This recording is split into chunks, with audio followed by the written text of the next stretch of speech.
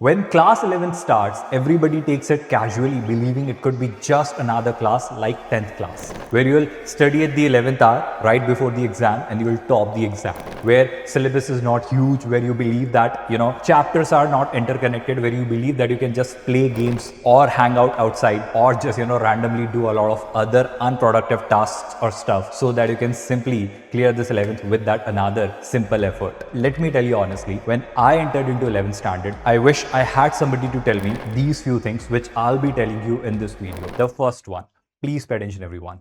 Even before your chapter ends, the first chapter ends, you start buying a lot of random comprehensive reference books. Trust me, instead of initially it looks like it is solving your problem, but actually it creates more confusion.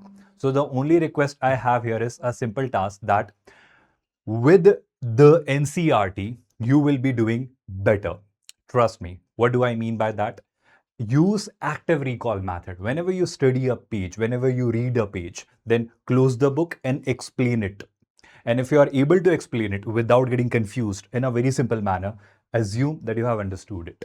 But if you are not able to, you have to go through it again. That's how you will follow, you will process with this NCRT. Why am I recommending NCRT as the core? Because NCRT is one of those books which is the standard base for all the competitive exams as well.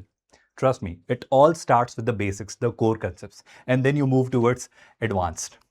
With this, the second mistake which I would not repeat is, yes, letting backlogs getting created. What does it mean? If I ever get a doubt, if I ever get confused, if I ever, miss a chapter or a topic or a concept, I would simply not skip it. I would simply not let that happen. Because in 11th standard, it is not that kind of a thing which happened in 10th. Chapters, concepts, everything are interconnected.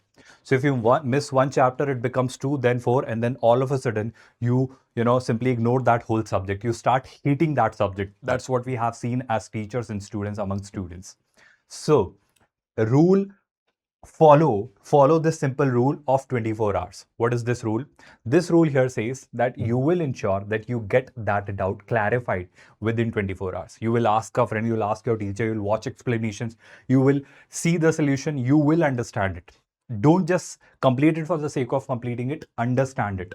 If you're not clarifying it within 24 hours, it would create a problem, trust me. So make it a rule. Make it a rule. I hope you're getting this statement. The third thing, tell me honestly, let's say if you don't brush your teeth for 6 days in a row, will you brush your teeth for 7 times on Sunday? Do you really do it? Then why do you believe that the same can be done with your studies? You don't study regularly, and all of a sudden you think that on Sunday I'll do a marathon and I'll sit for 12 hours and complete everything. Your brain really cannot do that. Trust me.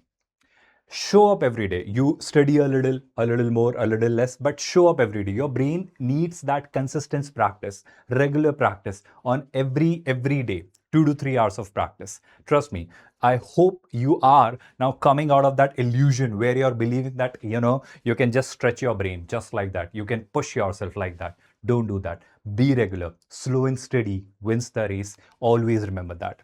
Now, one more thing where students commit a lot of mistakes, they have this illusion that they are watching a lot of things, a lot of questions getting solved, and they believe that they are learning a lot of things.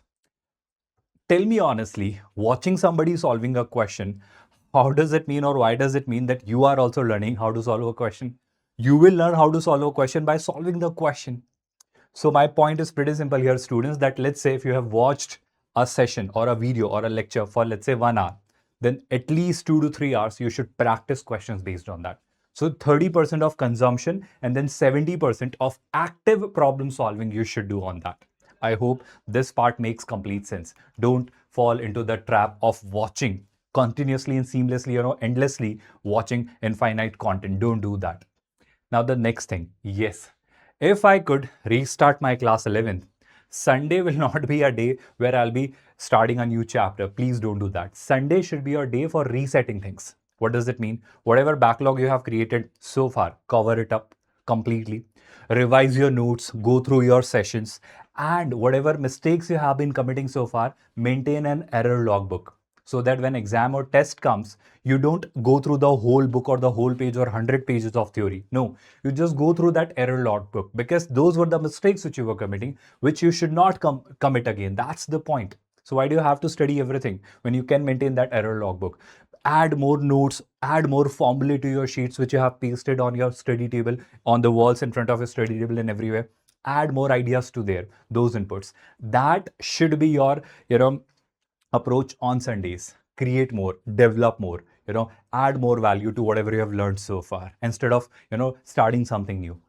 Just make all what you have studied or learned so far better. With this, the most important thing and the hardest thing for your generation is protecting your focus span. Yes, attention is the new currency. Attention is the new money now.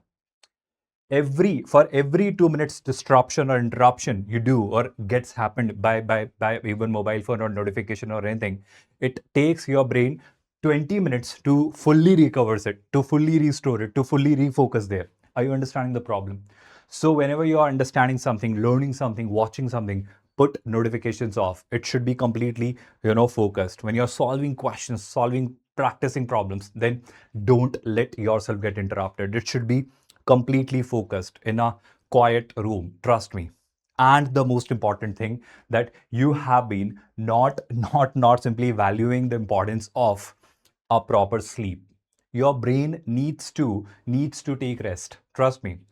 If it's not rested well, it will not function well. So for your brain to function at its best, you need minimum 7 to 8 hours of sleep. Trust me, you really need it. Anybody who fools you with this idea that I sleep for 4 hours or 5 hours, it's a bad practice and they are fooling you. Trust me. Your brain needs sleep. That's a fact. Please don't compromise with your sleep. Please, never, never. Please don't do that. This is the hardest part with your generation: attention span and sleep. And the third thing is diet. You don't eat well. Your generation is simply not eating well. That's again a problem. You're eating a lot of trash, a lot of junk. Yes, so eat well. For your brain and body to function well, you need good sleep, good diet, good thoughts, good physique. Yes. You need to be fit mentally, emotionally, psychologically, physically. Yes. Socially as well, personally as well. Now, with this, I have something really amazing for you. On our PW English Medium channel, for all the PCMB students, on every alternate day for 11th and 12th class, we are bringing a series for free of cost, where we'll be helping you with these chapters of physics, chemistry, maths, biology, and English on all the days of throughout the week, on every alternate day, with classes for 11th and 12th class students on these subjects. And don't forget, your first class is starting this Thursday at 6:30 p.m. Yes, don't forget, I'll be bringing the class of mathematics for 11th class students, and there will be meeting. I hope you have understood all the points comfortably and you will be sticking and abiding by those. With this, let's meet in the first class. Thank you so much. You have been a great audience. Take a good care of yourself.